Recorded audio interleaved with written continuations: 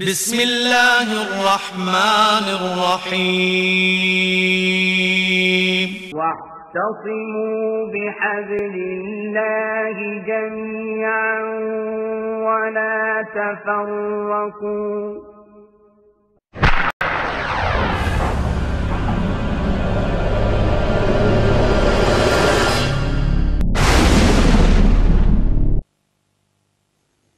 والشمس تجري لمستقر لها ذلك تقدير العزيز العليم والقمر قدرناه منازل حتى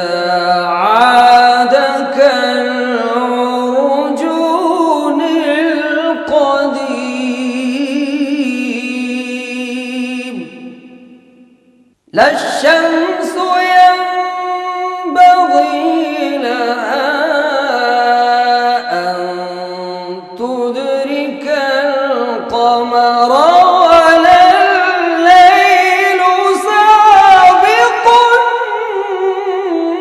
النهار وكل في فلك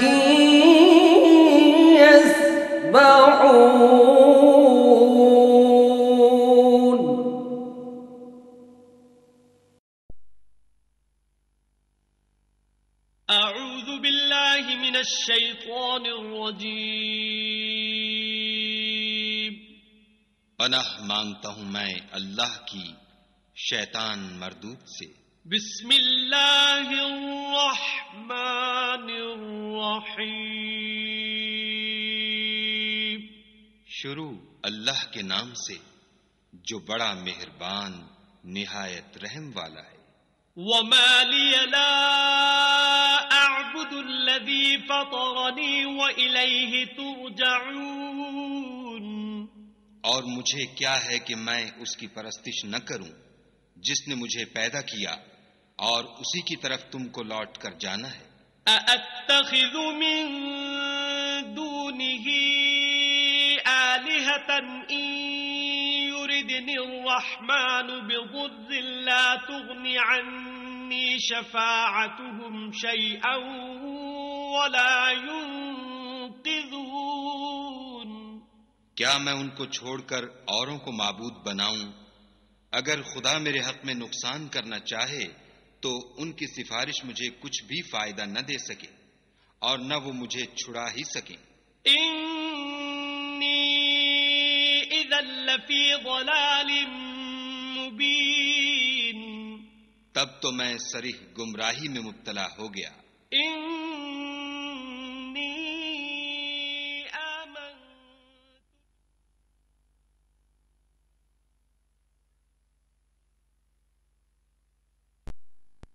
إِنَّ الْأَبْرَارَ لَفِي نَعِيمٍ بے شک نیکوکار نعمتوں کی بہشت میں ہوں گے۔ وَإِنَّ الْفُجَّارَ لَفِي جَحِيمٍ اور بد کردار دوزخ میں۔ يَصْلَوْنَهَا يَوْمَ الدِّينِ یعنی جزا کے دن اس میں داخل ہوں گے۔ وَمَا هُمْ عَنْهَا بِغَائِبِينَ اور اس سے چھپ نہیں سکیں گے۔ وَمَا أَدْرَاكَ مَا يَوْمُ الدِّينِ اور تمہیں کیا معلوم کہ جزا کا دن کیسا ہے؟ ثُمَّ مَا أَدْرَاكَ مَا يَوْمُ الدِّينِ پھر تمہیں کیا معلوم کہ جزا کا دن کیسا ہے؟ السلام علیکم ورحمۃ اللہ وبرکاتہ۔ نحمد و نصلی علی رسولہ الکریم، اما بعد۔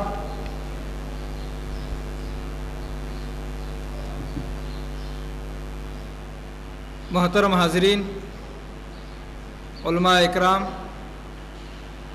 پردہ نشین اسلامی مائی اور بہنوں، اعلان کے مطابق آج ہمارا یہ پروگرام مسجد اہل حدیث کولار میں منعقد کیا گیا ہے۔ جیسا کہ آپ جانتے ہیں، فضیلت الشیخ حافظ جلال الدین صاحب قاسمی حفظہ اللہ رمضان المبارک 1428 ہجری 2007 کے لیے مسجد فاطمہ گوئن پور بنگلور تشریف لائے ہیں، اور ہر دن بعد نماز تراویح شیخ کے پروگرام مسجد فاطمہ گوئن پور میں سلسلہ وار چل رہے ہیں۔ ہم نے مناسب سمجھا کہ آپ کا پروگرام ریاست کرناٹک کی سلفی مساجد میں بھی منعقد کریں، تو آج کا یہ پروگرام مسجد اہل حدیث کولار میں طے کیا گیا ہے، جس کا عنوان ہے علم غیب اور اس کی حقیقت۔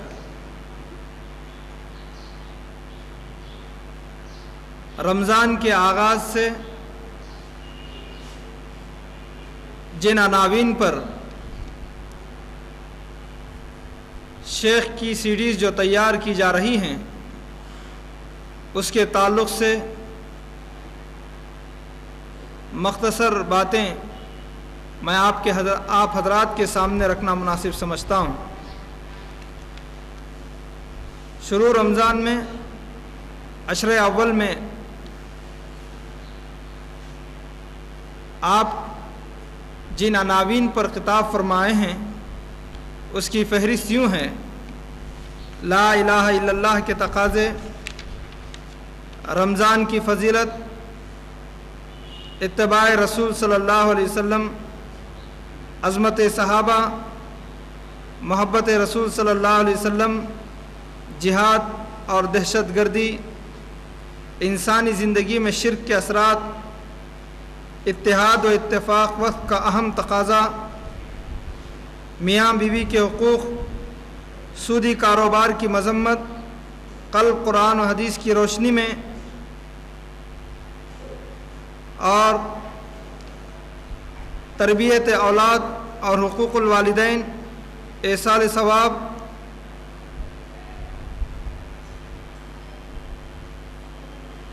حقیقت صلاۃ، اسلام میں عورت کا مقام۔ ان عناوین پر شیخ نے مدلل اور مؤثر خطاب عوام کے سامنے پیش کیے ہیں۔ انشاءاللہ العزیز یہ ساری سیڈیز بعد رمضان آپ حضرات کے سامنے پیش کی جائیں گی، اور اس کے علاوہ جو عناوین ابھی ہمارے سامنے ہیں وہ شان عمر فاروق اور ان کی فقاہت، رؤیت ہلال ایک تحقیقی جائزہ، فرقہ پرستی اور اسلام، سماجی برائیاں، اسلامی نظام زکوٰۃ، ائمہ اربعہ کی خدمات، ماخذ شریعہ کتنے ہیں، دعوت و تبلیغ کیسے، لیلۃ القدر کی فضیلت اور اس کا طریقہ، عذاب قبر سے نجات، عمارت شریعہ کی شرعی حیثیت، فکر آخرت، اشراط الساعہ یعنی قیامت کی نشانیاں، جماعت المسلمین کی حقیقت، صفات مومن، حجاب، انکار حدیث کا فتنہ اور رد قادیانیت۔ یہ عناوین پر انشاءاللہ اس کے بعد آنے والے دنوں میں شیخ کے بیانات ہوں گے۔ آج کا ہمارا موضوع اس مسجد کے اندر علم غیب اور اس کی حقیقت ہے۔ محترم حضرات، جیسا کہ آپ جانتے ہیں کہ جمعیت علماء اہل حدیث جو آج سے 3 سال قبل شہر بنگلور مسجد فاطمہ گوئن پور کو مرکز بنا کر دعوت و تبلیغ کے اس کاز کو آگے بڑھانے کے لیے قائم کی گئی تھی، اللہ کا فضل و کرم ہے کہ اس کے اثرات کم دنوں کے اندر عوام الناس کے سامنے واضح ہو چکے ہیں۔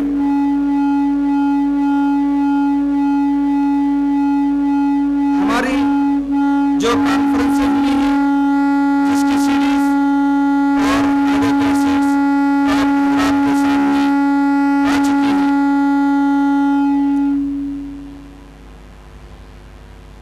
جن موضوعات پر ہم نے کانفرنسیں منعقد کی ہیں وہ بہت ہی اہم اور اسلام کی سچی تعلیمات پر ان موضوعات کو ہم نے طے کیا ہے۔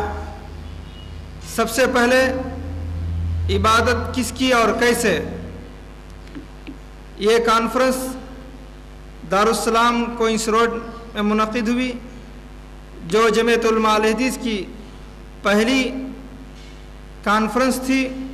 پھر اس کے بعد تاریخ حدیث کانفرنس جو گرو نانک بھون ملرس روڈ میں منعقد ہوئی، معجزات قرآن کانفرنس امبیڈکر بھون وسنت نگر بنگلور، تاریخ اہل حدیث conference town hall city market Bangalore, اتحاد امت کانفرنس چھوٹا میدان شیواجی نگر بنگلور، رویت ہلال کانفرنس امبیڈکر بھون وسنت نگر بنگلور، محبت رسول صلی اللہ علیہ وسلم پانڈو پور، مقام انبیاء کانفرنس امبیڈکر بھون وسنت نگر بنگلور، خاتم الانبیاء کانفرنس گرو نانک بھون ملرس روڈ بنگلور، 12 مسائل 20 لاکھ انعام کا پوسٹ مارٹم مسجد فاطمہ گوئند پور، مفید چیز کی حرص کر مسجد فاطمہ گوئند پور، پیغام اسلام کانفرنس گرو نانک بھون ملرس روڈ، انسانی زندگی میں علم دین کی اہمیت دارالسلام کوئنس روڈ بنگلور۔ یہ ہمارے کانفرنسوں کی مختصر تفصیل تھی۔ ابھی جو رمضان مبارک میں جن عناوین پر ہمارے پروگرام طے کیے گئے ہیں اس کی سیڈیز تیار کی جا رہی ہیں۔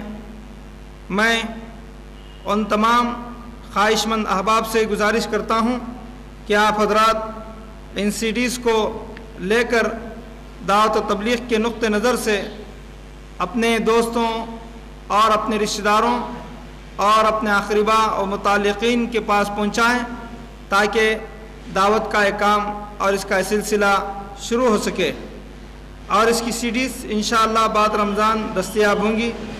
آپ ان نمبروں پر رابطہ کر سکتے ہیں 9448172446 9844366109 9845590332 9342826557 یہ فون نمبرز ہیں جس پر آپ رابطہ کر کے ہم سے سیڈیز حاصل کی جا سکتی ہیں۔ یہ مختصر سی باتیں تھیں جو میں نے آپ حضرات کے سامنے رکھی ہیں۔ اللہ رب العالمین سے دعا ہے کہ اللہ رب العالمین ہمارے ہر کام کے اندر اخلاص للہ عطا فرمائیں۔ آمین وآخر دعوانا ان الحمدللہ رب العالمین۔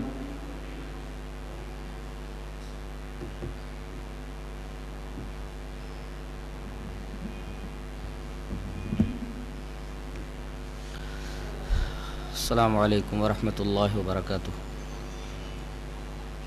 ان الحمد للہ نحمده ونستعینه ونستغفره ونعوذ باللہ من شرور انفسنا ومن سیئات اعمالنا من يهده اللہ فلا مضل له ومن يضلل فلا هادی له واشهد ان لا الہ الا اللہ وحدہ لا شریک له واشهد ان محمدا عبده ورسوله اما بعد یا ایها الذین آمنوا اتقوا اللہ حق تقاته ولا تموتن الا وانتم مسلمون یا ایها الناس اتقوا ربکم الذی خلقکم من نفس واحدہ وخلق منها زوجها وبث منهما رجالا كثيرا ونساء واتقوا الله الذي تساءلون به والارحام ان اللہ کان علیکم رقیبا یا ایها الذین آمنوا اتقوا اللہ وقولوا قولا سدیدا یصلح لکم اعمالکم ویغفر لکم ذنوبکم ومن يطع الله ورسوله فقد فاز فوزا عظيما من ارتضى من رسول فإنه يسلك من بين يديه ومن خلفه رصدا ليعلم أن قد أبلغوا رسالات ربهم وأحاط بما لديهم وأحصى كل شيء عددا.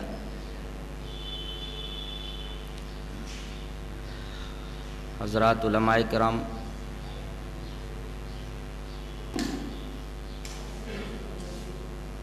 محترم بزرگوں، نوجوان بھائیوں، پیارے بچوں، پردہ نشین ماں اور بہنوں،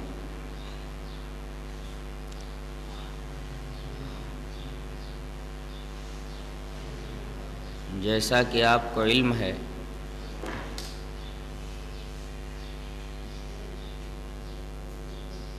کہ آج کا موضوع بحث علم غیب ہے.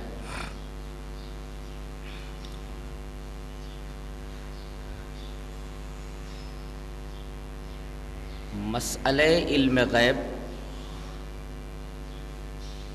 توحید الوہیت کا ایک رکن ہے.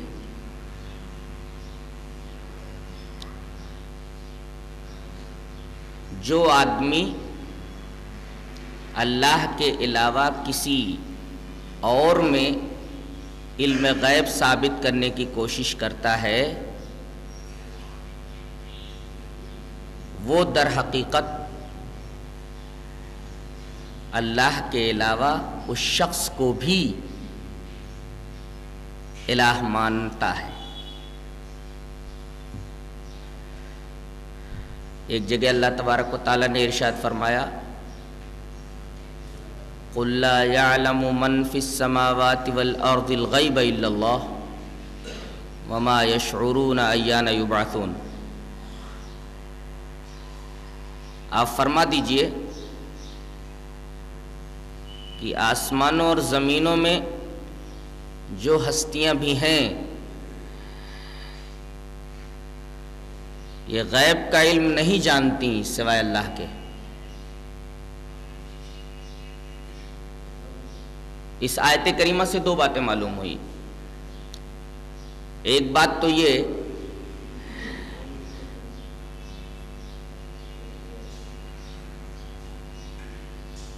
کہ مسئلہ علم غیب یہ توحید الوہیت کا ایک رکن ہے، اور دوسری بات یہ معلوم ہوئی کہ جو شخص اللہ کے علاوہ کسی اور کے تعلق سے یہ عقیدہ رکھتا ہے کہ اسے بھی غیب کا علم ہے، وہ اس کو الہ تسلیم کرتا ہے.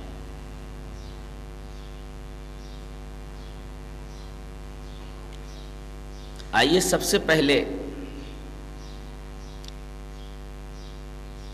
کچھ احادیث آپ کے سامنے میں پیش کر دوں، جس سے یہ واضح ہو جائے گا کہ اللہ کے علاوہ کسی کو غیب کا علم نہیں. اور اس کے بعد کچھ واقعات آپ کے سامنے پیش کروں گا جن واقعات سے یہ معلوم ہوگا کہ اللہ کے علاوہ کسی کو غیب کا علم نہیں. پہلی حدیث اس طرح ہے، وعن عائشہ رضی اللہ تعالی عنہا قالت من حدثک ان محمدا رأى ربه فقد كذب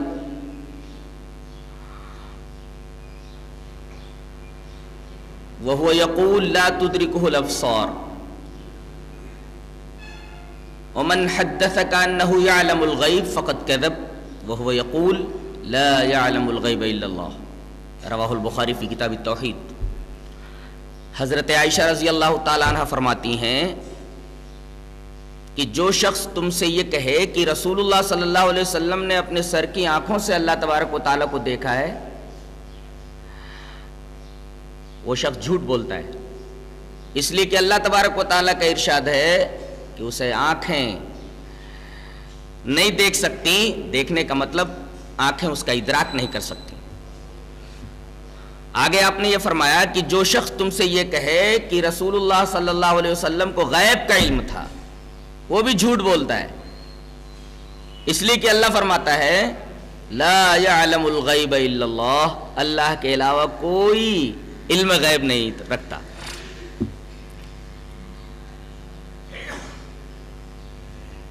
یہ آیت کریمہ صاف طور پر اللہ کے علاوہ کسی اور کے اندر علم غیب کی نفی کرتی ہے۔ دوسری حدیث عن ابن عباس رضی اللہ تعالی عنہما قال مات انسان کان رسول اللہ صلی اللہ علیہ وسلم یعودہ فمات باللیل فدفنوه لیلا فلما اصبح اخبروه فقال ما منعكم ان تعلموني قالوا كان الليل فكرهنا وكان ظلمة ان نشق عليك فأتى قبره فصلى عليه رواہ البخاری فی کتاب الجنائز۔ حضرت ابن عباس رضی اللہ تعالیٰ عنہما فرماتے ہیں کہ ایک آدمی جس کی نبی کریم صلی اللہ علیہ وسلم عیادت کرنے کے لیے جایا کرتے تھے، جو بیمار تھا، وہ مر گیا، رات میں مر گیا اور لوگوں نے رات ہی میں اس کو دفن کر دیا۔ جب صبح ہوئی تو لوگوں نے آپ کو بتلایا کہ وہ آدمی جو بیمار تھا اور جس کی عیادت کے لیے آپ جایا کرتے تھے وہ مر گیا، اور رات میں مرا، رات ہی میں ہم لوگوں نے اس کو دفن کر دیا۔ نبی کریم صلی اللہ علیہ وسلم نے فرمایا ارے تم لوگوں نے مجھے بتایا کیوں نہیں؟ ما منعکم ان تعلمونی، یہ جملہ بتا رہا ہے کہ تم لوگوں نے مجھے اس کے مرنے کی، اس کے تجہیز و تکفین کی خبر کیوں نہیں دی؟ اس جملے سے واضح ہے کہ نبی کو غیب کا علم نہیں تھا۔ اب جب نبی کو غیب کا علم نہیں تو اور لوگوں کے تعلق سے یہ عقیدہ رکھنا کہ ان کو غیب کا علم ہے، سب سے بڑی جہالت، سفاہت اور حماقت ہے۔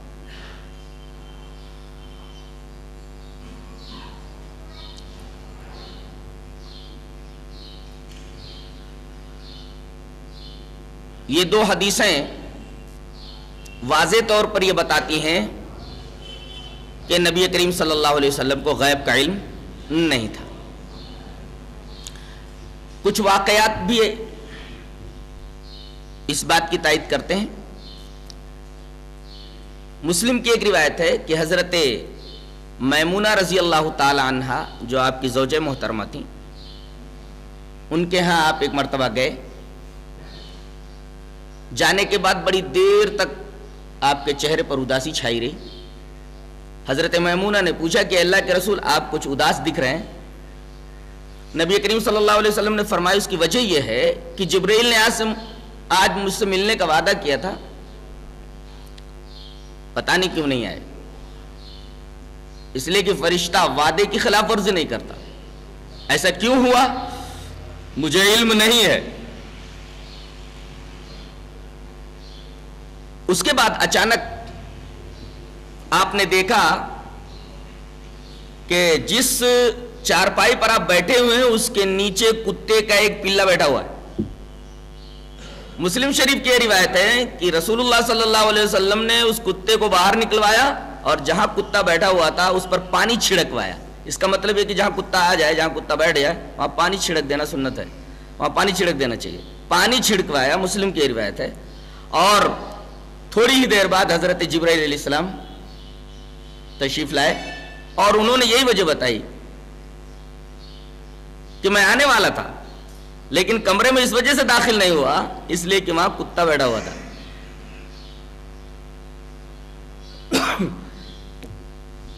اس سے ایک بات تو یہ معلوم ہوئی کہ فرشتے وہاں داخل نہیں ہوتے جہاں کتا رہتا ہے یا جہاں تصویریں رہتی ہیں، ایک روایت کے مطابق۔ اور دوسری بات یہ معلوم ہوئی کہ نبی کو غیب کا علم نہیں ہوتا، اس لیے کہ آپ اداس تھے اس وجہ سے کہ جبرائیل وعدے کے مطابق ان سے ملنے کے لیے نہیں آئے۔ وجہ آپ کی سمجھ میں نہیں آ رہی تھی اور وجہ قریب ہی تھی، کتے کا پلہ۔ اگر آپ کو غیب کا علم ہوتا تو آپ کتے کو فوراً گھر سے باہر نکلواتے اور حضرت جبرائیل جلدی سے ملاقات کے لیے آ جاتے۔ مسلم کی ایک اور روایت ہے کہ آپ نے کمرے کے اندر ایک کتے کے پلے کو دیکھا تو آپ نے یہ پوچھا، جملہ یہ بتا رہا ہے کہ آپ کو غیب کا علم نہیں تھا۔ جملہ کیا ہے؟ متا دخل ھذا الکلب ھا ھنا، یہ کتا یہاں کب آ گیا؟ متا مانے کب، وین، یہ کتا ادھر کب گھس آیا؟ یہ لفظ کب جو بتاتا ہے آپ کو غیب کا علم نہیں تھا. نہیں تو جسے غیب کا علم ہو وہ یہ نہیں پوچھتا یہ چیز یہاں کب آئی. متا دخل هذا الكلب ها هنا, یہ کتا ادھر کب آیا. حضرت عائشہ اس کے جواب میں فرماتی واللہ ما دريت, خدا کی قسم مجھے علم نہیں. اس کا مطلب یہ کہ نبی کو بھی غیب کا علم نہیں ہوتا, اور نبی کے بعد صحابہ کرام رضوان اللہ تعالی علیہم اجمعین جو امت کے سب سے اچھے لوگ, سب سے افضل لوگ ہوتے ہیں, سب سے بڑے اولیاء ہوتے ہیں, ان کو بھی غیب کا علم نہیں.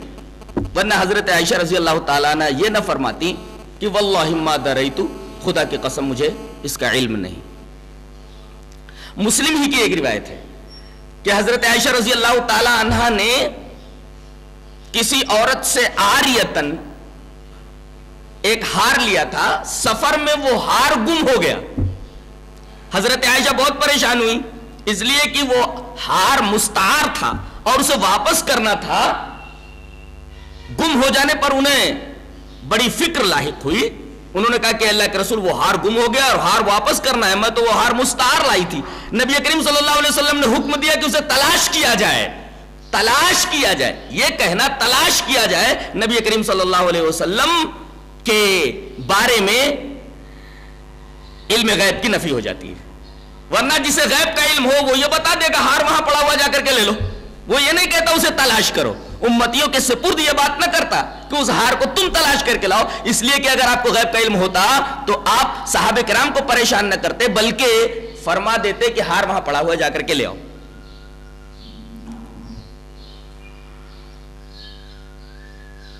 ایک آیت دیکھیے اور اس کی تفسیر ایک حدیث سے کر لیتے ہیں, جس سے یہ بات واضح ہو جاتی ہے کہ نبی کریم صلی اللہ علیہ وسلم کو غیب کا علم نہیں تھا.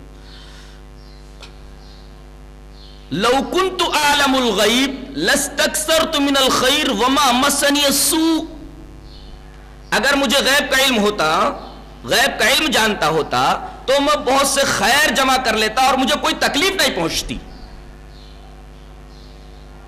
اگر مجھے غیب کا علم ہوتا تو میں بہت خیر جمع کر لیتا اور مجھے کوئی تکلیف نہیں پہنچتی. لیکن آپ کو تکلیف پہنچی, کیسے؟ مسلم ہی کی روایت ہے کہ جنگ خیبر کے بعد, فتح خیبر کے بعد, سلام ابن مشکم کی بیوی زینب نے آپ کی دعوت لی, ایک یہودیہ نے آپ کی دعوت لی. آپ کے ساتھ غالباً حضرت برا ابن معرور رضی اللہ تعالیٰ عنہ بھی ہیں, اس دعوت میں شریک ہیں. اس گوشت کے اندر زہر ملا ہوا تھا. صحابی نے جیسے ہی لقمہ حلق سے نیچے اتارا, زہر اتنا سخت اور تیز تھا کہ حضرت برا ابن معرور وہیں فوت ہو گئے, وہیں شہید ہو گئے. نبی کریم صلی اللہ علیہ وسلم نے تو لقمہ حلق سے نیچے نہیں اتارا, لیکن زہر کا اثر بڑا ہی تیز تھا. آپ فرمایا کرتے تھے کہ اس زہر کا اثر کبھی کبھی میرے اوپر ظاہر ہو جاتا ہے, اور مرض الموت میں یہ زہر دوبارہ عود کر آیا, اور آپ فرماتے تھے کہ مجھے ایسا لگ رہا ہے جیسے میری رگیں اکحل کٹ رہی ہو. سوال یہ ہے کہ آپ کو اس زہر کی وجہ سے تکلیف پہنچی, اور قرآن حکیم یہ کہتا ہے کہ اگر میں غیب کا علم جانتا ہوتا تو میں بہت سے خیر جمع کر لیتا اور مجھے کوئی تکلیف نہیں پہنچتی. آپ کو اس تکلیف کا پہنچنا اس بات کی دلیل ہے کہ آپ کو غیب کا علم نہیں تھا.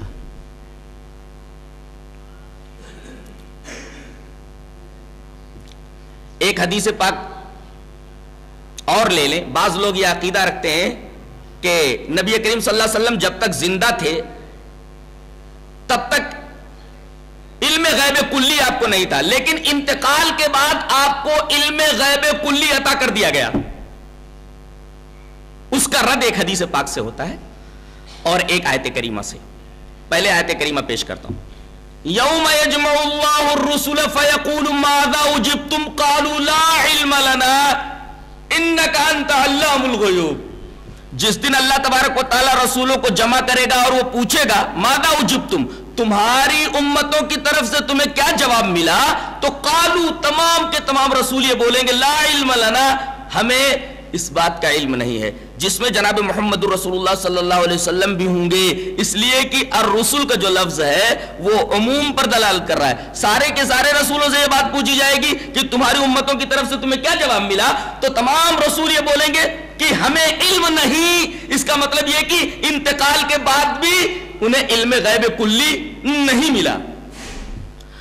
حدیث پاک دیکھیے، وان سہل ابن سعد رضی اللہ تعالی عنہ قال قال رسول اللہ صلی اللہ علیہ وسلم انی فارتکم علی الحوض من مر علی شریبا ومن شرب لم یظم ابدا سیردن علی اقوام اعرفهم ويعرفونني ثم يحال بیني وبینهم فاقول انهم مني فیقال انك لا تدری ما احدثوا بعدك فاقول سحقا سحقا لمن غیر بعدی. رواہ البخاری فی کتاب الرقاق. حضرت امام بخاری سے حدیث پاک کو کتاب الرقاق ملا ہے.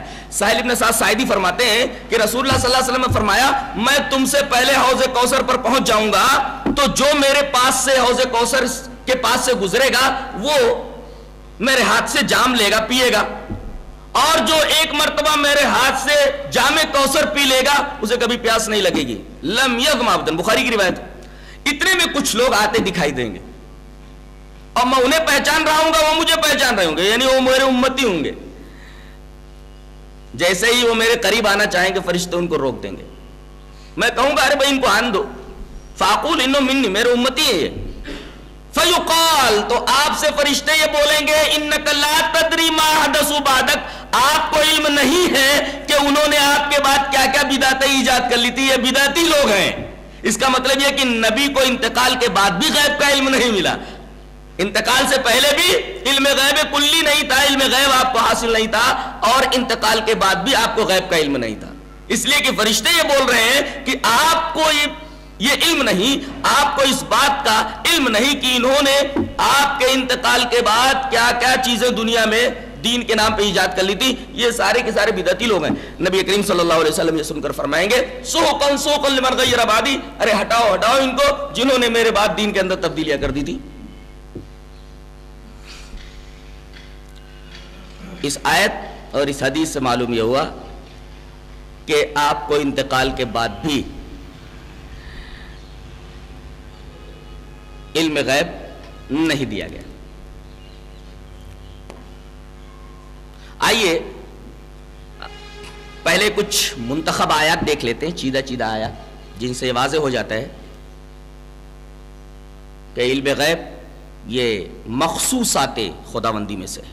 اللہ تبارک و تعالیٰ کے ساتھ یہ علم خاص ہے. غیب کا علم صرف اللہ ہی کو ہے. اللہ ایک جگہ ارشاد فرماتا ہے فَقُلْ إِنَّمَا الْغَيْبُ لِلَّهِ فَانْتَظِرُوا إِنِّي مَعَكُمْ مِنَ الْمُنْتَظِرِينَ. تو آپ فرما دیجئے کہ غیب کا علم اللہ ہی کو ہے. انما کا مفاد یہ ہے کہ مبتدا خبر میں محصور ہو جاتا ہے. انما الغیب للہ، غیب اللہ ہی کو ہے، اللہ ہی کو ہے. انما جو حصر کے لیے آتا ہے یہ بتاتا ہے کہ علم غیب یہ خاص خداوندی میں سے ہے. علم غیب اللہ کے علاوہ کسی کو حاصل نہیں. ایک جگہ اس طرح ارشاد فرمایا گیا قُلْ لَا يَعْلَمُ مَنْ فِي السَّمَاوَاتِ وَالْأَرْضِ الْغَيْبَ إِلَّا اللَّهُ. پہلے نفی عام ہے، نفی عام کے بعد لفظ استثناء سے یہ بات بتا دی گئی کہ غیب کا علم اللہ کے ساتھ خاص ہے. آپ کہہ دیجئے کہ زمینوں اور آسمانوں میں جو ہستیاں ہیں اللہ کے علاوہ ان میں سے کسی کو غیب کا علم نہیں ہے. لا کر کے اللہ کے ذریعے استثناء کرنا در حقیقت مفید حصر ہوتا ہے، اور یہ حصر بتا رہا ہے کہ اللہ کے علاوہ کسی کو غیب کا علم نہیں.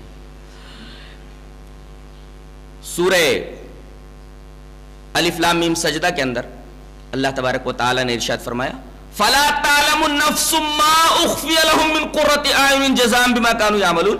کسی نفس کو اس بات کا علم نہیں ہے کہ اللہ تبارک و تعالی نے جنت میں جنتیوں کے لیے کیا کیا آنکھوں کی ٹھنڈکیں بنائی ہیں، کیا کیا آنکھوں کی ٹھنڈک رکھی ہے. یہ دیکھیے اب لا کے بعد نکرہ ہے، اور عربی کا طالب علم جانتا ہے کہ نکرہ اگر تحت نفی ہے تو عموم کا فائدہ دیتا ہے. فَلَا تَعْلَمُ نَفْسٌ، کسی بھی نفس کو یہ علم نہیں ہے. اس کا مطلب یہ ہوا کہ اللہ کے علاوہ کسی کو غیب کا علم نہیں.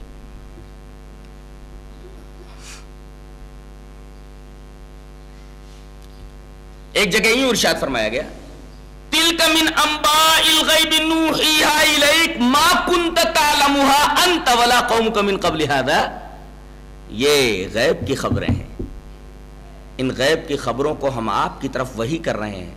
ما کنت تعلمها انت ولا قومک من قبل هذا. میرے اس خبر دینے سے پہلے نہ تو آپ کو اس واقعے کا علم تھا نہ تو آپ کی قوم کو.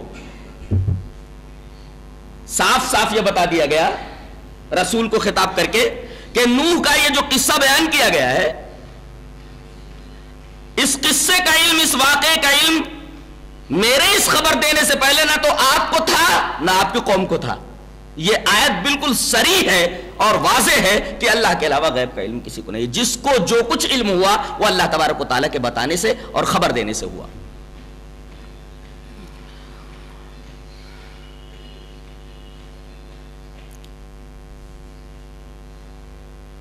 ایک جگہ نوح کی زبان سے کہلوایا گیا قُلْ لَا أَقُولُ لَكُمْ عِنْدِي خَزَائِنُ اللَّهِ وَلَا أَعْلَمُ الْغَيْبَ وَلَا أَقُولُ لَكُمْ إِنِّي مَلَكٌ. عجیب بات تو یہ ہے کہ تینوں یہ عقیدے جو یہاں بیان کیے گئے ہیں، مسلمانوں کے اندر یہ تینوں عقیدے موجود ہیں. رسول اللہ صلی اللہ علیہ وسلم باتائے الہی مختار کل ہیں. پہلے جملے کے اندر اس کی تردید ہے. آپ فرما دیجئے لا اقول لکم، میں تم سے یہ نہیں کہتا عندی خزائن اللہ، میرے پاس اللہ کے خزانے ہیں. اللہ، میرے پاس اللہ کے خزانے ہیں، میں یہ نہیں بولتا. اللہ تبارک و تعالیٰ نے کہلوا دیا تمام نبیوں سے کہ تم کہہ دو کہ نبی کے پاس خزانے نہیں ہوتے کہ وہ جس کو چاہے دے جس کو چاہے نہ دے. خزانے صرف اللہ کے پاس ہیں. قُلْ لَا أَقُولُ لَكُمْ عِنْدِي خَزَائِنُ اللَّهِ، باتائے الہی بھی مختار کل نہیں ہوتا. اور وَلَا أَعْلَمُ الْغَيْبَ، نہ تو میں غیب جانتا ہوں. وَلَا أَقُولُ لَكُمْ إِنِّي مَلَكٌ، یہ بھی نہیں کہتا کہ میں فرشتہ ہوں، میں نور کا بنا ہوا ہوں. یہ تینوں عقیدے بدقسمتی سے امت مسلمہ میں موجود ہیں. یہ عقیدہ موجود ہے کہ رسول اللہ صلی اللہ علیہ وسلم باتائے الہی مختار کل ہیں. یہ عقیدہ بھی موجود ہے کہ رسول اللہ صلی اللہ علیہ وسلم اولیاء انبیاء سب کو غیب کا علم ہے. اور تیسرے یہ کہ نبی نور کے بنے ہوئے ہیں، جبکہ یہ کہہ دیا گیا کہ میں فرشتہ نہیں ہوں، اس لیے کہ فرشتہ نور سے بنا ہوا ہوتا ہے.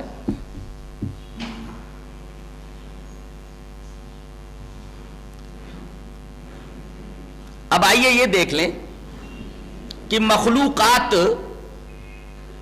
میں ایک محترم مخلوق فرشتے، ان کو بھی غیب کا علم نہیں ہے. اللہ تبارک و تعالی نے ارشاد فرمایا وَعَلَّمَ آدَمَ الْأَسْمَاءَ كُلَّهَا ثُمَّ عَرَضَهُمْ عَلَى الْمَلَائِكَةِ فَقَالَ أَنبِئُونِي بِأَسْمَاءِ هَؤُلَاءِ إِن كُنتُمْ صَادِقِينَ قَالُوا سُبْحَانَكَ لَا عِلْمَ لَنَا إِلَّا مَا عَلَّمْتَنَا إِنَّكَ أَنْتَ الْعَلِيمُ الْحَكِيمُ. آدم کو اللہ تبارک و تعالی نے تمام اسماء سکھا دیے، پھر ان اسماء کو فرشتوں کے اوپر پیش کیا اور کہا کہ اگر تم سچے ہو تو ان کے نام بتا دو. انہوں نے اپنی لا علمی کا اظہار کیا، کہا قالوا سبحانک لا علم لنا الا ما علمتنا، اے اللہ ہمیں ان کا علم نہیں ہے، ان چیزوں کے اسماء کا علم نہیں ہے، تو نے تو ہمیں جتنا علم دے دیا ہے بس اتنا علم ہمارے پاس ہے. قالوا سبحانک لا علم لنا الا ما علمتنا. یہ نوری مخلوق ہے جس کی زبان سے کہلوا دیا گیا کہ نوری مخلوق کو یعنی فرشتوں کو بھی غیب کا علم نہیں ہے، انہیں اتنا ہی علم ہے جتنا اللہ تبارک و تعالیٰ نے بتا دیا. اس کے بعد ایک ناری مخلوق ہے، جنوں کی تخلیق آگ سے ہوئی ہے، یہ نار سے بنائی ہوئی، آگ سے بنائی ہوئی مخلوق ہے.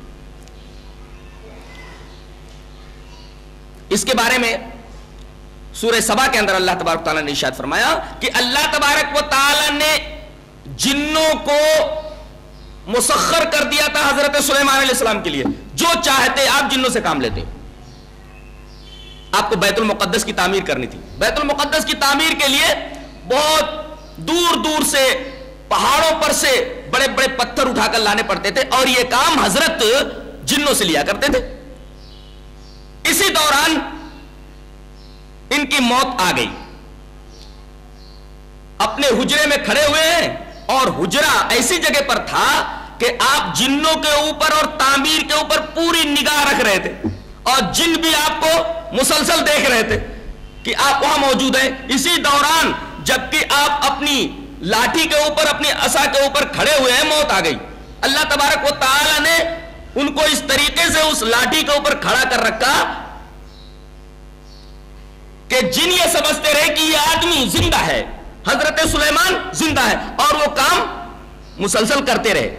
اس طرح بیت المقدس کی تعمیر ہوئی. اللہ تبارک و تعالی نے اس واقعے کو اس طرح نقل فرمایا ہے, فلما قضینا علیہ الموت ما دلهم علی موته الا دابۃ الارض تاکل من ساعته فلما خر تبینت الجن ان لو كانوا يعلمون الغیب ما لبثوا في العذاب المهین. کہتے ہیں کہ اسی دوران جب بیت المقدس کی تعمیر ہو رہی تھی اور حضرت سلیمان کی یہ تمنا تھی کہ میری حیات ہی میں یہ کام مکمل ہو جائے, لیکن اسی دوران اللہ کی طرف سے ان کا بلاوا آ گیا.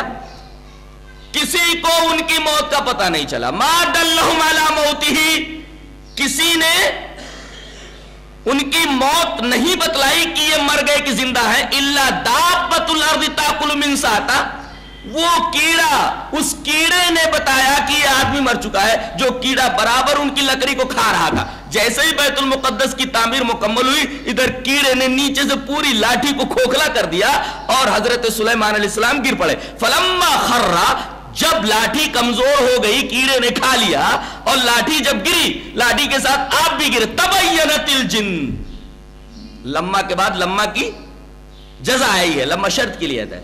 فلما خر, جب حضرت سلیمان گرے, تبینت الجن, تب جا کر کے جنوں کو علم ہوا. شرط کے بعد جزا آتی ہے. جب وہ گرے تب جنوں کو علم ہوا کہ ارے یہ آدمی تو بہت پہلے ہی مر چکا تھا,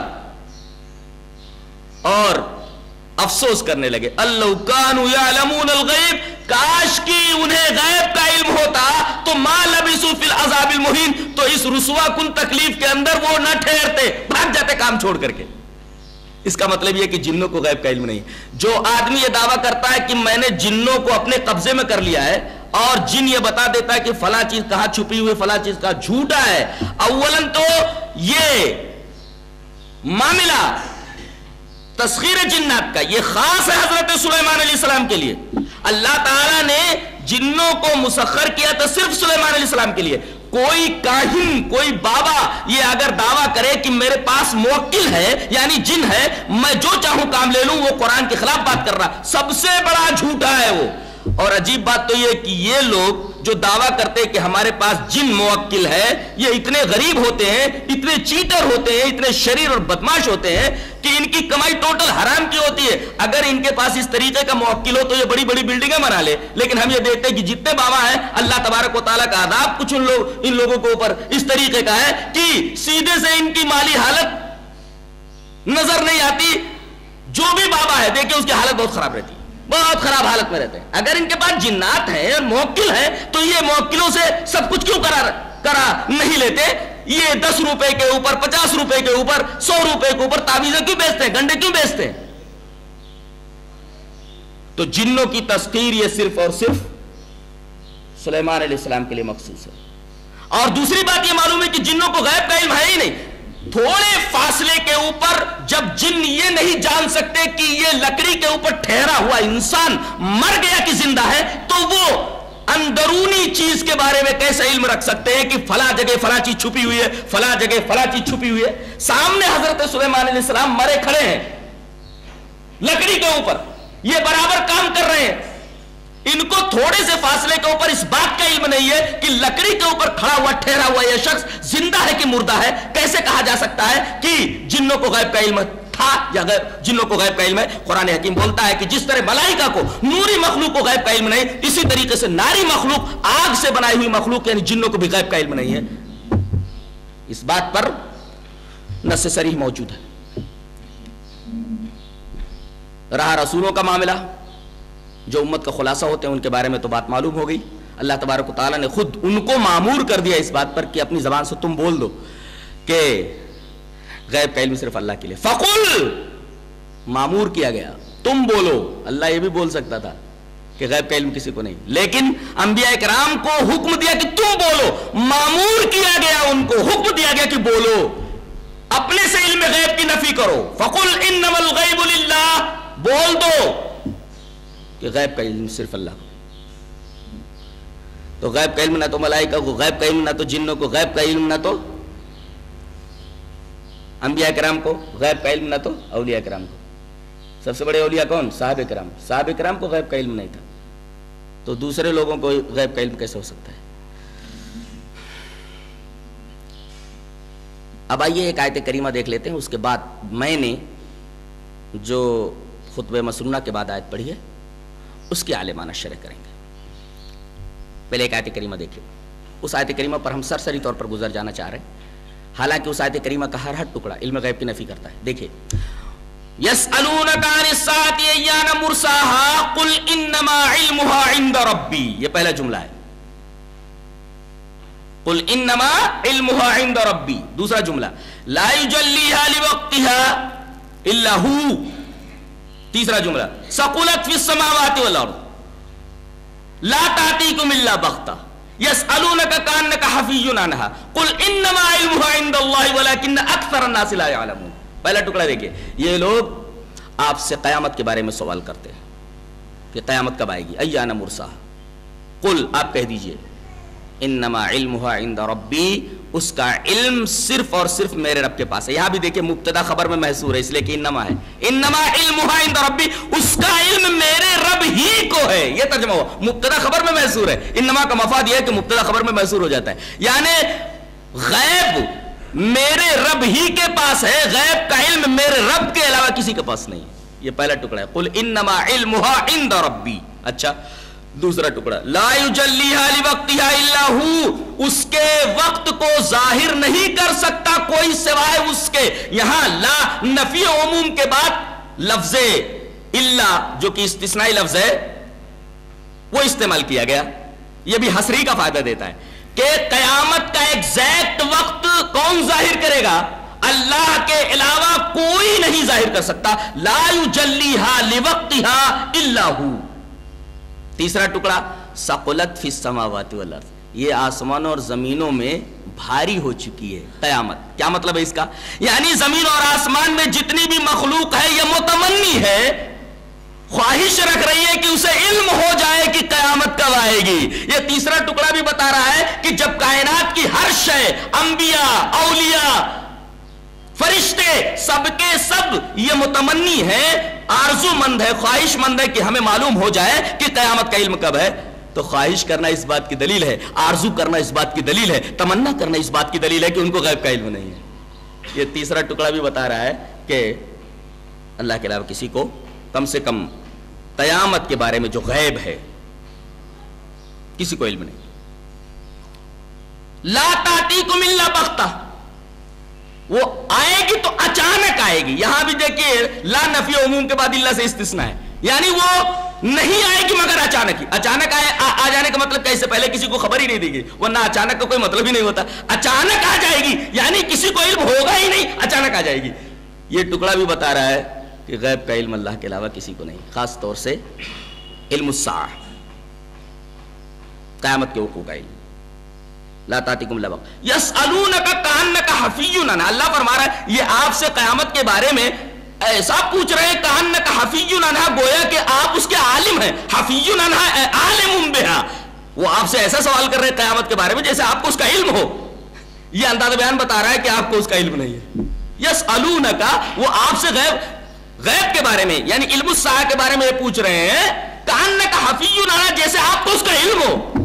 انداز بیان بتا رہا ہے کہ نبی کو کم سے کم علم الساعہ کے بارے میں علم نہیں ہے. حفی عنہا عالم بہا، وہ آپ سے اس طرح سوال کرے گویا آپ جانتے ہو اس کے بارے میں، یعنی آپ کو اس کا علم نہیں ہے. یہ طرز تعبیر، یہ طرز ادا، یہ اسلوب بتا رہا ہے، یہ انداز بیان بتا رہا ہے کہ آپ کو غیب کا علم نہیں، خاص طور سے علم الساعہ کے بارے میں.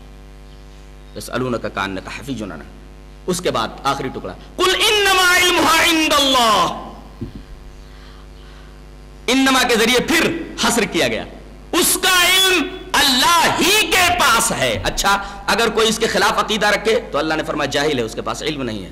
ولیکن اکثر الناس لا یعلمون، لیکن اکثریت اس بات کو نہیں جانتی کہ کیا نہیں جانتی کہ غیب کا علم مخصوصات خداوندی میں سے ہے. یہ آخری ٹکڑا بھی بتا رہا ہے وَلَكِنَّ أَكْثَرَ النَّاسِ لَا يَعْلَمُونَ کا ٹکڑا بھی بتا رہا ہے کہ غیب کا علم اللہ کے علاوہ کسی کو نہیں.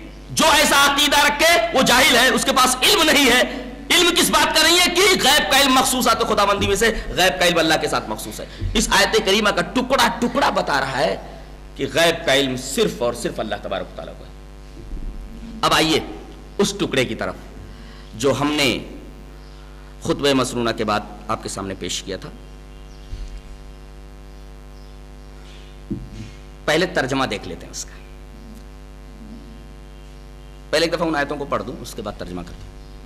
عالم الغیب فلا یظہر علی غیبہ احدا الا من ارتضی من رسول فإنہ یسلک من بین یدیہ ومن خلفہ رصدا لیعلم ان قد ابلغوا رسالات ربہم وَأَحَاطَ بِمَا لَدَيْهِمْ وَأَحْصَى كُلَّ شَيْءٍ عَدَدًا. عالم الغیب ہے, وہ نہیں ظاہر کرتا ہے اپنے غیب پر کسی کو مگر جس رسول سے راضی ہو جائے.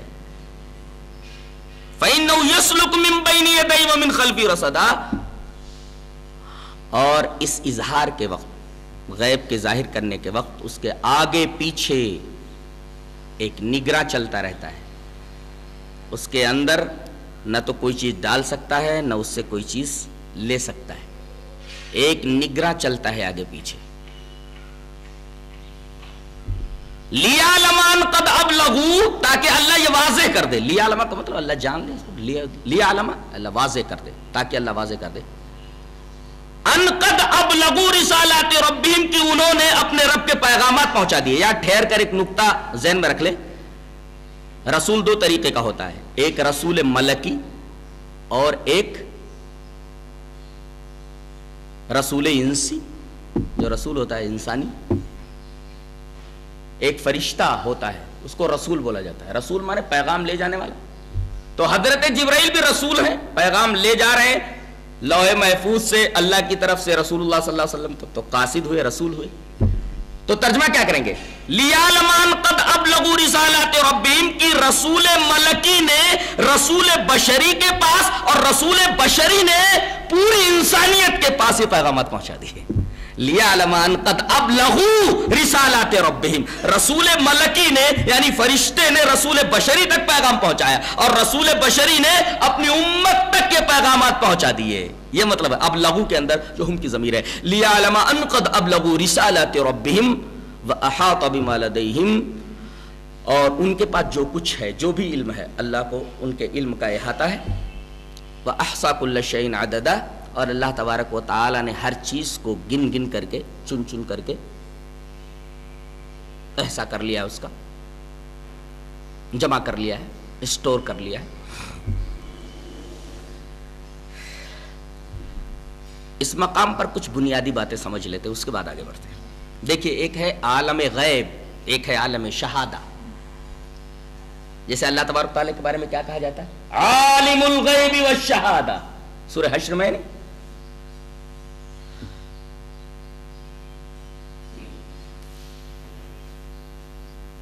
اب عالم الغیب والشہادہ, غیب اور شہادہ کیا ہے اس کو سمجھ لیا جائے.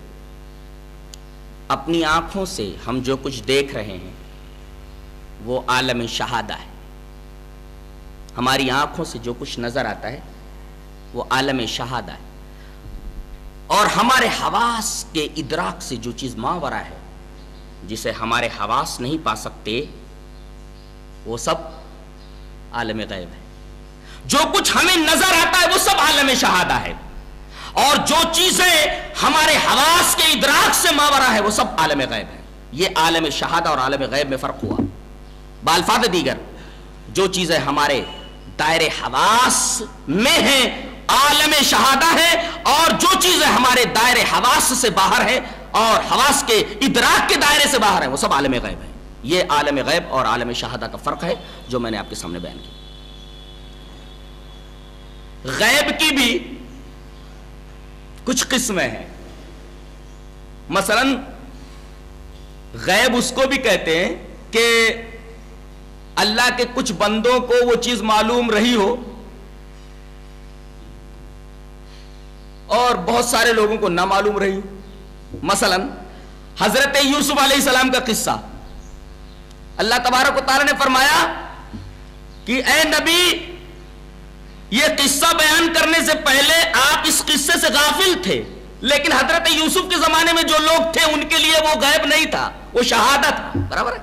اس لیے کہ حضرت یوسف علیہ السلام کی پوری زندگی جن لوگوں نے دیکھی ہے یہ پورا کا پورا قصہ ان کے لیے شہادت ہے، لیکن ہمارے لیے غیب ہے۔ وہ ایک غیب اس کو بولتے ہیں، غیب کی ایک قسم یہ ہے کہ کچھ لوگوں کو اس کا علم تھا لیکن بعد میں آنے والے لوگوں کو اس کا علم نہیں ہوا، تو بعد میں آنے والے لوگوں کے لیے وہ چیز غیب ہے، لیکن جو اس وقت موجود تھے ان کے لیے وہ شہادت ہے۔ غیب کی ایک قسم تو یہ، اور غیب کی ایک قسم یہ ہے کہ کوئی وہاں موجود نہیں تھا، کسی کو اس کا علم نہیں، لیکن عقلاً اس کا ادراک ممکن ہے، جیسے حضرت آدم علیہ السلام کی پیدائش۔ حضرت آدم علیہ السلام کی پیدائش اگرچہ اس وقت کوئی انسان موجود نہیں تھا، اگر موجود ہوتا تو حضرت آدم کی پیدائش، آدم کو سجدہ کرنے کا معاملہ، ساری چیزیں اس کے سامنے ہوتی، لیکن اس وقت کوئی تھا نہیں، اس وجہ سے کسی کو معلوم نہیں ہوا۔ اگر کوئی ہوتا تو معلوم ہو جاتا۔ غیب کی یہ دوسری قسم ہے، اور غیب کی تیسری قسم ہے جو ہمارے دائرے حواس سے باہر ہو، یعنی جیسے جنت، جہنم، جن، ملائکہ، جنت، دوزخ، یہ ساری کی ساری چیزیں، یہ غیب کی تیسری قسم ہے۔ یہ غیب کی تینوں قسمیں ذہن میں رکھے، اس کے بعد پھر ہم آگے بڑھتے ہیں۔ غیب کی ان قسموں کو ذہن نشین کرنے کے بعد آئیے علم کے ذرائع پہلے معلوم کر لیتے ہیں۔ جہاں تک میری معلومات ہے علم کے 4 ذرائع ہیں۔ پہلا ذریعہ وحی ہے، اللہ تبارک و تعالی کے حکم سے فرشتہ رسول کو آ کر بتاتا ہے۔ علم کا جو یہ ذریعہ ہے وہی جسے بولتے ہیں، یہ قطعی ہوتا ہے، بالکل یقینی، اس میں اشتباہ، التباس اور کوئی شک و شبہ نہیں ہوتا، بالکل قطعی ہوتا ہے علم کا یہ ذریعہ۔ وہی جو ہے یہ علم کا ذریعہ ہے، وہی کے ذریعے ہی تو رسول کو معلوم ہوا۔ قرآن جو کچھ ہے وہ وہی کی شکل میں آیا، قرآن پورا کا پورا علم ہے۔ اب اس علم کا ذریعہ کیا تھا؟ وہی جو علم کا ذریعہ ہے یہ ذریعہ بالکل قطعی اور یقینی ہوتا ہے، اس میں اشتباہ اور التباس نہیں ہوتا، بالکل یقینی ہوتا ہے۔ اچھا، علم کا ایک ذریعہ ہوتا ہے ظنی، جیسے نجومی لوگ بتا دیتے ہیں تاروں کو دیکھ کر کے، جفار بتا دیتا ہے جو جفر کا علم رکھتا ہے، رمال بتا دیتا ہے جس کے پاس علم رمل ہوتا ہے، طبیب جسے علم طب کا شعور ہوتا ہے وہ بتا دیتا ہے۔ تو ڈاکٹر جو بتا دیتا ہے، نجومی جو بتا دیتا ہے، جفار جو بتا دیتا ہے، رمال جو بتا دیتا ہے، کاہن جو بتا دیتا ہے، بابا جو بتا دیتا ہے، ان کے ذریعے جو علم ہے یا جن ذرائع سے یہ بتاتے ہیں وہ ذریعے علم ظنی ہوتا ہے، اس لیے کہ اس کے قواعد ہوتے ہیں، یہ فن ہے اور فن کے قواعد ہیں، ان قواعد کے ذریعے وہ علم حاصل کرتے ہیں، اور یہ قاعدے سب کے سب ظنی ہیں، اور ظنی ذریعے علم سے جو چیز حاصل ہوگا وہ علم بھی ظنی ہوگا، اس میں اشتباہ و التباس ہوتا ہے، اشتباہ اور التباس ہوتا ہے، کچھ کبھی صحیح ہو جاتا ہے کبھی غلط ہو جاتا ہے۔ جیسے موسمی پیشین گوئی کرنے والے یہ بتاتے ہیں کہ فلاں دن کو اتنے بجے سے لے کر اتنے بجے تک زبردست بارش ہوگی، بارش کی مقدار بھی بتا دیتے ہیں وہ، تو موسمی پیشین گوئی کرنے والے غیب کا علم نہیں رکھتے، وہ عالم الغیب نہیں ہے، انہیں غیب دا نہیں کہہ سکتے۔ ان کی مثال اس طرح ہے جیسے آدمی اپنی بلڈنگ، آدمی اپنے گھر کے کھڑکی کے پاس کھڑا ہوا ہے، اچانک اس کی نظر پڑتی ہے کہ پوسٹ مین آ رہا ہے فاصلے پر، گھر والوں سے کہتا ہے پوسٹ مین آ رہا ہے 5 منٹ پہ پہنچ جائے گا، تو یہ 5 منٹ جو وہ کہہ رہا ہے کہ 5 منٹ پہ پہنچ جائے گا، یہ اس کا اندازہ ہے، ہو سکتا ہے 10 منٹ بھی ہو جائے، اسے چوٹ لگ جائے اور بیٹھ جائے، اس کا اندازہ یہ ہے کہ 5 5 منٹ میں پوسٹ مین آ جائے گا. پوسٹ مین کو اس نے آتے ہوئے دیکھا ہے تو یہ کہہ دیا کہ 5 منٹ میں آ جائے گا. ایسے علم کو غیب کا علم نہیں بولتے. اسی طریقے سے دوربین کے ذریعے کسی نے فاصلے کے اوپر کسی کار کو آتے ہوئے دیکھا تو کہتا ہے کہ اگرچہ تم لوگوں کو نظر نہیں آ رہا ہے لیکن میں نے دوربین سے دیکھ لیا ہے کہ کافی فاصلے سے ایک کار آ رہی ہے. تو یہ کار کا جو علم ہے وہ دوربین کے ذریعے ہے, آلے کے ذریعے ہے. اس کو بھی غیب کا علم نہیں کہہ سکتے. رہا معاملہ اولیاء کے کشف کا, کہتے ہیں کشف کے ذریعے علم ہو جاتا ہے. تو جاننا چاہیے کہ کشف جو ہے علم ہے ہی نہیں, کشف کو علم کہیں گے ہی نہیں. کیسے؟ جیسے کسوف کے معاملے میں سورج گرہن کا معاملہ تھا, رسول اللہ صلی اللہ علیہ وسلم نے سورج گرہن کی نماز پڑھائی. جب سورج پر گرہن ہو جاتا ہے تو اس کے لیے سنت کیا ہے؟ 2 رکعت نماز پڑھی جائے. اس کو گرہن کی نماز بولتے, صلاۃ کسوف کہتے ہیں. نبی کریم صلی اللہ علیہ وسلم نے سورج گرہن ہونے کے بعد جب صلاۃ کسوف پڑھانی شروع کی تو اچانک آپ پیچھے ہٹے گھبرا کر کے, جیسے کوئی خوفناک چیز سے بھاگتا ہو, اور تھوڑی دیر کے بعد آپ لپکے جیسے کوئی چیز لینا چاہ رہے ہو, اور پھر آپ نے ہاتھ نیچے کر لیے. نماز کے ختم ہونے کے بعد صحابہ کرام نے آپ سے یہ پوچھا کہ اللہ کے رسول آپ نے خلاف معمول اس طریقے کی حرکتیں کی, وجہ کیا ہے؟ رسول اللہ صلی اللہ علیہ وسلم نے فرمایا اس دیوار کے اوپر مجھے جہنم دکھائی گئی. اللہ اکبر, یہ اسکرین ہے. کون سی نئی چیز ایجاد کر لی ہے لوگوں نے ٹی وی کے نام پر؟ اس کا تصور 1400 سال پہلے ہمارے نبی نے دے دیا تھا. جہنم کہاں ہے اس کی تصویر دیوار کے اوپر دکھا دی گئی, اسکرین کے اوپر دکھا دی گئی کہ براڈ کاسٹنگ کہیں سے ہوتی ہے, فلم کہیں چلائی جاتی ہے اور دکھا دی جاتی ہے کہیں. اسی طریقے سے اللہ تبارک و تعالی نے اپنے رسول کو مسجد کی دیوار کے اوپر جنت اور جہنم کا مشاہدہ کرا دیا. جنت اور جہنم کتنے فاصلے کے اوپر ہے, لیکن صلاۃ کسوف کے موقع پر جب آپ سورج گرہن کی نماز پڑھا رہے ہیں, دیوار کے اوپر آپ نے جہنم کو بھی دیکھا, جہنم کو بھی مشاہدہ کیا اور جنت کا بھی مشاہدہ فرمایا. جب جہنم کو آپ نے دیکھا, اٹھتی ہوئی لپٹیں دیکھی آگ کی, تو آپ گھبرا کر کے پیچھے ہٹے. آپ نے بتایا کہ جہنم کی لپٹیں جو اٹھ رہی تھی جہنم میں آگ کی, میں ان کو دیکھ کر کے گھبرا گیا اور پیچھے ہٹا. اور جو میں نے ہاتھ بڑھایا لینے کے لیے, کچھ در حقیقت جنت مجھے دکھائی گئی اس دیوار کے اوپر. میں نے دیکھا کہ جنت کی دیواروں کے باہر کھجور کے گچھے لٹکے ہوئے ہیں. میں نے چاہا کہ ان گچھوں کو لے لوں. اللہ اکبر. تو جنت بھی دکھائی گئی اس دیوار کے اوپر اور جہنم بھی دکھائی گئی اس دیوار کے اوپر.